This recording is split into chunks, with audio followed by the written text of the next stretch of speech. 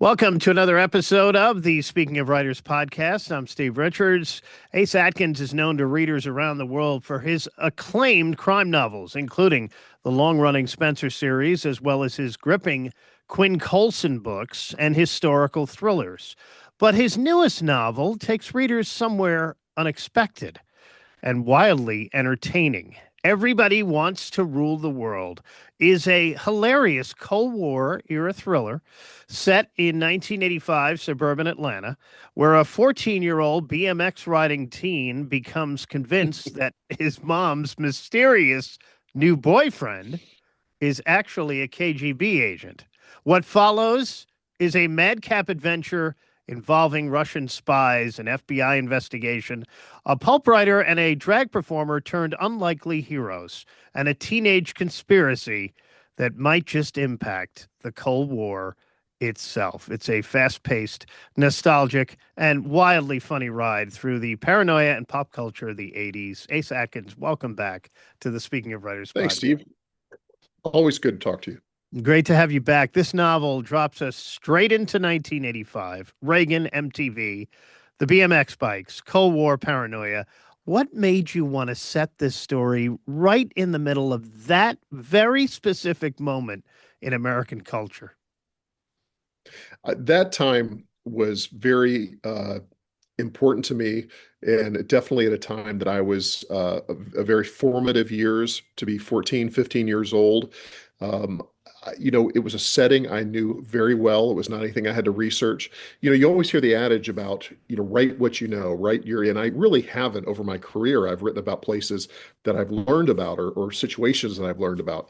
But for this one, I wanted to start off with a setting that I knew inside out. And I remember Atlanta and the suburbs in the summer of 1985 and the fall of 1985 like it was yesterday. So it's been a book I've been wanting to write for years and years, but being caught up writing series, I really didn't have the chance. And so this was the time. And it was exactly 40 years later that the book came out. And it was a lot of fun. I had a blast. The premise is fantastic. A teenager convinced his mom's new boyfriend is a Russian spy. When did that idea first hit you, and what made you think there's a whole novel here now? I think, when I was a kid, I later got into crime novels, but my formative years of becoming a really voracious reader, where I was obsessed with going to bookstores and collecting paperbacks and all that kind of stuff, really started with spy novels. And it originally started off with a love of Ian Fleming. And then I got into who just passed away, the late great Lynn Dighton, Robert Ludlum, Frederick Forsyth. I mean, the spy novel was king during this time. I mean, this was right when Tom Clancy was first coming out. Um, and I think when I was a kid, 13, 14 years old, and I was reading spy novels and I was watching Bond films, I would pretend as if there were KGB agents lurking about, as if I would go to, there's a massive shopping mall in Atlanta that I write about called Lenox Square that's been there since the 50s. And I'd imagine maybe there was going to be a KGB drop there, or I'd see, maybe there was a suspicious person that was lurking about. And, I'm like 12, 13, 14 years old. And, I might follow them just to see where they're headed and to see, just out of boredom while my mom was shopping. And so it was a story that I had been telling myself for some time, which was the idea of KGB agents living in suburban Atlanta in the 1980s. But it wasn't until I sat down to write the story, even though I knew the world, I knew the setting, I knew that I wanted to write about a version of myself at that time, that I come up with the idea with the mother possibly dating a guy that the character Peter Bennett believes is actually a KGB assassin. And so once I had that idea, I think I was already about 50 pages in, and then that kind of solidified the whole novel. And I went back and I made that the main point. Yeah, Peter Bennett is such a fun protagonist, a kid obsessed with BMX and MTV who suddenly believes he's uncovered this global conspiracy. What did you enjoy most about writing the story from his perspective? Well, I think it was just being able to, I write characters who are um, not myself. I try not to write characters that are alternate versions or better versions of myself, or whatever. Very different kinds of people. But for this one, I really was able to revisit my childhood and write about it from my point of view, and what it would be like if I were you know, 14 or 15 years old, the way he talks, the way he dresses, what he's into, his likes, his dislikes, where he lives, all that stuff was my childhood, my formative years. Peter has two very good friends named Brenda Yee and Scott Adams. Those were my friends. I mean, their names were Brenda Yee and Scott Adams. I saw Brenda at my book signing when I was in New York, and I keep in touch with Scott. So it's all true. Everything in it is true as far as Peter's life and his friendships and his school and what he's going through and that kind of thing, except for the part about the KGB assassins. That part I did not have in my life at that time. Mm. One of the great surprises in the novel is that team that Peter recruits, a washed-up pulp writer and his drag performer friend, Jackie Demure. Great name, by the way. Where did these wonderfully offbeat characters come from? You know, I have to credit the writer Lee Goldberg. Lee was really wonderful about introducing me to a guy named Ralph Dennis. And Ralph was a wonderful pulp writer in the 1970s who wrote about Atlanta in the way that Robert B. Parker wrote about Boston. Mm. And unlike Parker, Dennis has largely been forgotten about. And Lee took it upon himself to kind of go back to find the rights on these books, to republish them. And he introduced me to these books about 5 or 6 years ago, or maybe longer. And I think that was the missing piece to this novel. I knew I wanted to write a book about a kid at the center of things, but a 14-year-old kid needs someone who believes in him and trusts him and actually can be an ally during this time. So the character of Dennis Hotchner is a very thinly veiled version of the real Ralph Dennis. Ralph Dennis had stopped publishing in the late 70s. He was sort of a jaded character. He was working at a used bookstore, which is a real place that's in the book called Oxford Two Books. That was the bookstore that I frequented as a kid. So I probably was within 5 feet of Ralph Dennis as a teenager and had no idea. And just through interviews and through his own work and everything, I knew he had to be in the book. The title of the book, Everybody Wants to Rule the World, the title of a song that was all over the radio. Steve Richards being a DJ here and having played that song many times from Tears for Fears. The other artist that was all over the radio in 1985 was Phil Collins, the Russian hitman with the Phil Collins obsession. Might be one of the most memorable villains readers will encounter this year. What inspired that character? I um I knew I needed kind of a wild card character that was moving throughout the story. And if any of your listeners, or if you remember, in 1985, you really could not escape Phil Collins. Whether you liked him or not, you liked his music or whatever, he was. I mean, he probably was the biggest recording star maybe of Yeah. 1985. I mean, just absolutely everything, just hit after hit after hit. And so I've always been interested also in the idea of Russians' obsession, especially at that time, with American pop culture.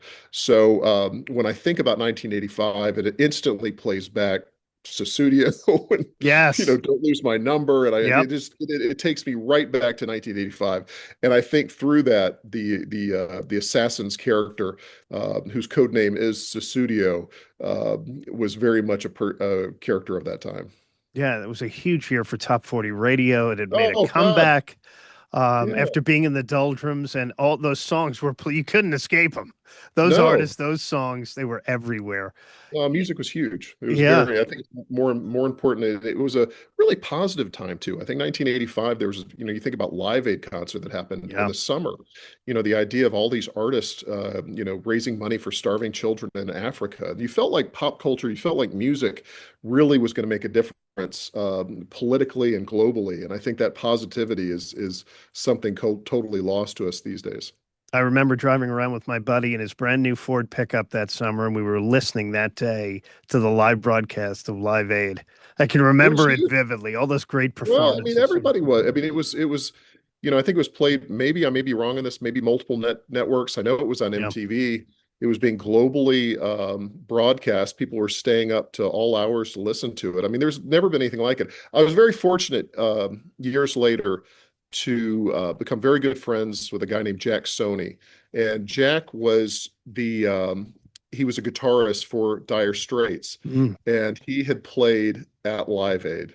And Jack talked to me about what that moment was like to be in that stadium with hundreds of thousands of people and the entire world watching him. And I said, "There's never going to be a concert like that ever again." And he agreed.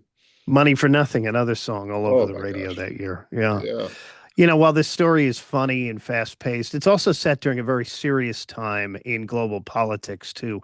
What fascinated you most about the Cold War atmosphere of paranoia and espionage? Well, I think that you couldn't escape espionage in pop culture, and you could not escape the idea of what was going on in the Soviet Union. It was in our TV shows, it was in our movies, it was in the songs. Everybody was talking about the United States and Russia and the global conflict. And 1985 was a huge turning point. I knew I wanted to do the book in 85, but it just worked perfectly also. This is the first time that a guy named Mikhail Gorbachev is coming into power. Nobody knew in 1985 the who this guy was going to be. Was he going to be a hardliner Soviet? Was he going to open up to more of a free society? Who was this guy? And then in the late part of that year in 1985, you have Ronald Reagan, which they had not. Soviets and Americans had not sat down for quite some time having their Geneva summit. And that again was another massive moment. The broadcast stations cut in on what was happening there. You saw Gorbachev getting out of his limousine. You saw Reagan coming down and meeting him. Yeah. That was a big thing. That was a turning point. It really was. And you saw that playing out also in things like Rocky Four. Hmm. You saw moments where, hey, we're all the same. We're the Americans and Soviets. We can all get along, and we all like music. We all like movies. Whatever. So it felt like a very positive time and a turning point in the world. You have written across several genres: crime, historical fiction, thrillers, and now this comedic spy story. Did writing Everybody Wants to Rule the World feel different from your other books? I don't think so. I think I really what I've learned as a writer and doing this for oh boy, 25 plus years is, I approach the stories the same. So if I'm writing a book, let's say like about Quinn Colson, that's very specific about a rural county in Mississippi and what's going on in that world, it's really no different in the way that I would have somebody events happening in Rome and Paris and London. You write it the same way. You approach the characters the same way. The settings may be different, but a spy novel had a few more moving parts than I think than crime novels do. I think there's sometimes larger stakes. But as far as the way that I approach this book, it wasn't necessarily any different than how I approach other stories. Beneath the humor and the espionage, the story also touches on themes like trust, family, and growing up, too. What did you want readers to ultimately take away from Peter's journey? Well, it was interesting when I was writing this book. I didn't really think very much about it. Now, Peter is me in a lot of ways, but his family life is very different than mine. I was not a latchkey kid. I was not living with a single parent, that kind of thing. But many of my friends were. And that was the generation where you had, many single parents, many people were getting divorced. The divorce rates were high, and you had kids that were having to take care of themselves. They were having to come home and take care of dinner. They were having to take, really, and I think that was hard to relay to my editor, who was a millennial that was trying to figure out how in the world is this character Peter not being supervised? Why is his mother not there? How is he able to go and track down somebody like Dennis Hotchner? And how is he able to do this? And I explained, I said, you just had to be there in that moment. And I think that that is a very specific generation with the Gen X kids that grew up that way. And I think for Peter, Peter's kind of also, um, finding out about his, I can't tell too much about what's happening with him, but a little bit more about his identity, and both as a person growing up and being a teenager, but also, what's happening in his own family and issues, certainly many issues of trust. All right, it's time for the Speaking of Writers lightning round. I really All need right, all I need a sound effect for that. right. First thing that comes to mind, Ace, on these questions. Favorite spy novel of all time? All right, this is not going to be a lightning round, but I'll be very slow. Um, uh, Casino Royale. All right. 180 song that instantly transports you back in time. It'd have to be Studio. I knew you were going to say a Phil Collins song. One piece of 80s pop culture you absolutely had to include in this book.